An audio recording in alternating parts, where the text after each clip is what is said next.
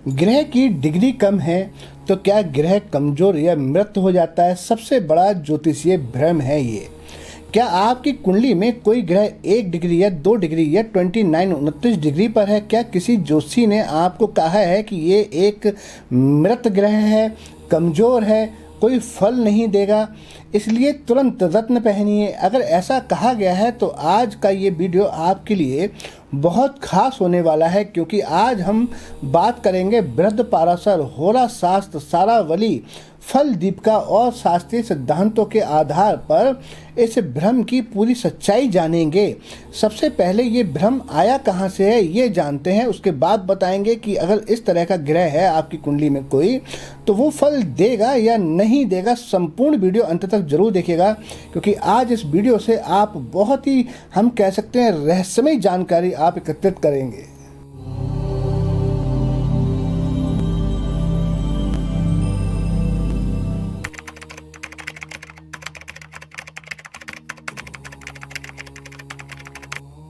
ओम नमः शिवाय। नमस्कार दोस्तों, मैं हूं आष्टु भाग्यराज गुप्त और आप देख रहे हैं अपना ही चैनल ट्रुथ ऑफ एस्ट्रोलॉजी।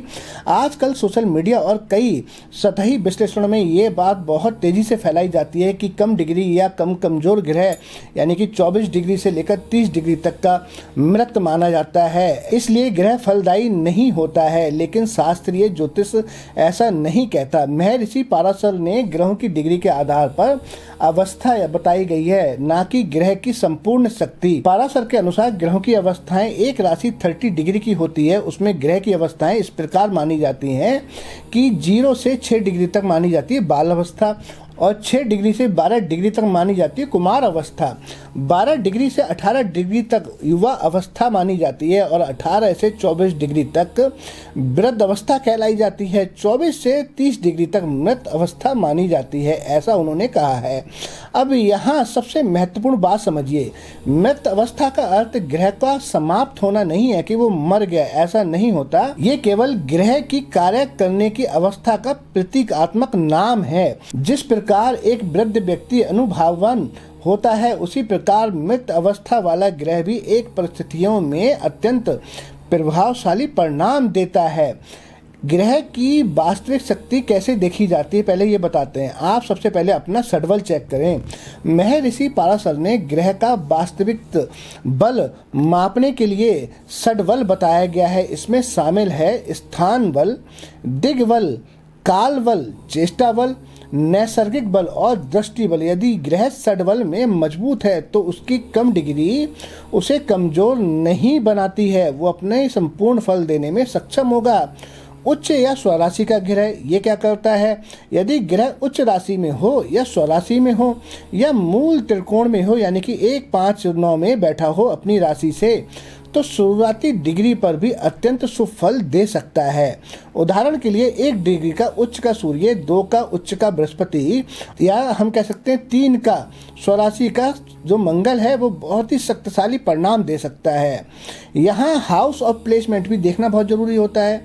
यदि ग्रह लग्न चौथे, 7वें, 10वें, 5वें, 9वें भाव में स्थित हों और उसकी प्रभाव क्षमता स्वतः बढ़ती हुई देखी जाए तो भी वो बहुत शुभ फल दे सकता है।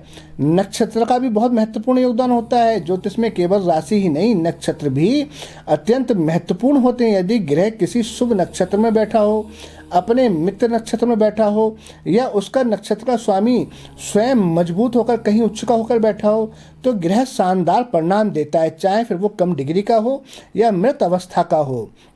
ग्रहों की दृष्टियां भी बहुत महत्वपूर्ण होती हैं। यदि ग्रह पर बृहस्पति की दृष्टि हो या शुभ ग्रहों का प्रभाव हो तो ग्रह की क्षमता कई गुना बढ़ जाती है। अब जैसे आप जैसे बहुत सारे लोगों की कुंडलियों में मृत ग्रह हो सकता है अवस्था का, या कोई हम कह सकते हैं बाल अवस्था का ग्रह हो सकता है। तो कई बार जोशी कह देते हैं अरे ये तो मृत अवस्था का है, तो बेचारे आप डरे डरे सारी जिंदगी घूमते हैं, और उस डर की वजह से सच में आप वो परिणाम नहीं ले पाते जो आपको उस ग्रह के मिलने चाहिए थे।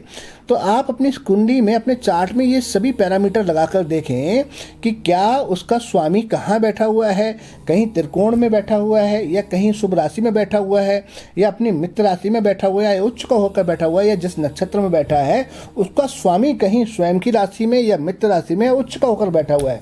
तो ये सारे फार्मूले जब आप लगाएंगे तब आप पाएंगे कि हो सकता है कि आपका मृत अवस्था का ग्रह भी कहीं ना कहीं अच्छे परिणाम दे रहा हो। ग्रह युद्ध की भी स्थिति देखी जाती है। यदि ग्रह युद्ध में हार गया हो तो वह मजबूत राशि में होने के बाद भी संघर्ष करा सकता है।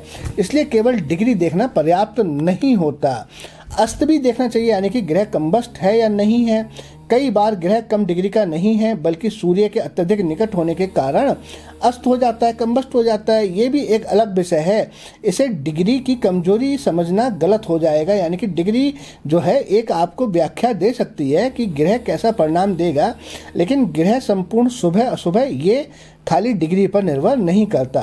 वक्र गति यानी कि रेट्रोगेशन भी बहुत ज़्यादा मायने रखता है। वक्री ग्रह कई बार असाधारण शक्ति प्राप्त करते हैं। ऐसे ग्रह सामान्य नियमों से अलग व्यवहार कर सकते हैं, उनकी पावर क्षमता में बढ़ोतरी हो जाती है। वर्ग कुंडलियाँ यानी कि डिवीजन चार्ट भी देखना बहुत ज़रूरी होता है।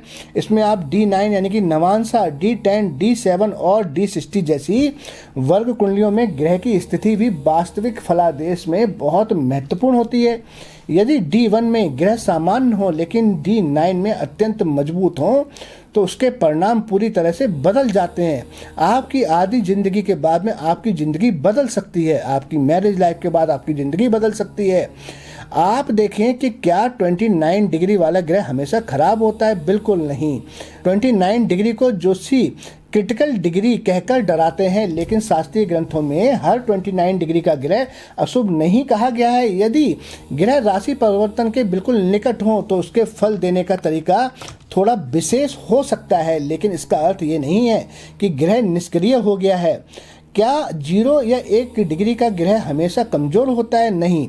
0 पर ग्रह की एक नई राशि में प्रवेश करता है। यदि वह उच्च राशि में है, स्वराशि में है, योग कारक है या हम कह सकते हैं षडबल में बहुत मजबूत है, तो वही ग्रह जीवन बदलने वाला योग बना सकता है, राजयोग भी कन्वर्ट कर सकता है।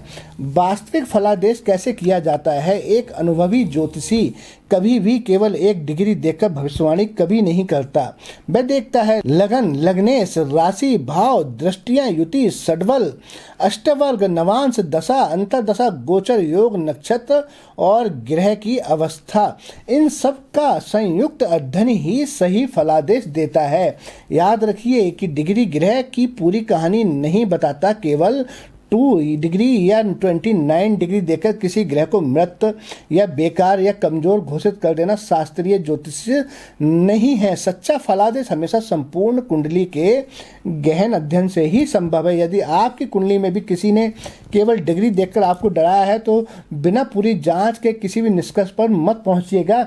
यदि आपको ये जानकारी उपयोगी लगी हो तो वीडियो को लाइक करें, अपने मित्रों के साथ में इसको शेयर करें और चैनल को सब्सक्राइब करना बिल्कुल भी ना भूलें। बेल आइकन के बटन को अवश्य दबा लें। अगर आपकी अपनी जन्म कुंडली का प्रमाणिक एवं शास्त्रीय विश्लेषण करवाना चाहते हैं तो आष्ट भाग्यराज गुप्त से अभी संपर्क करें।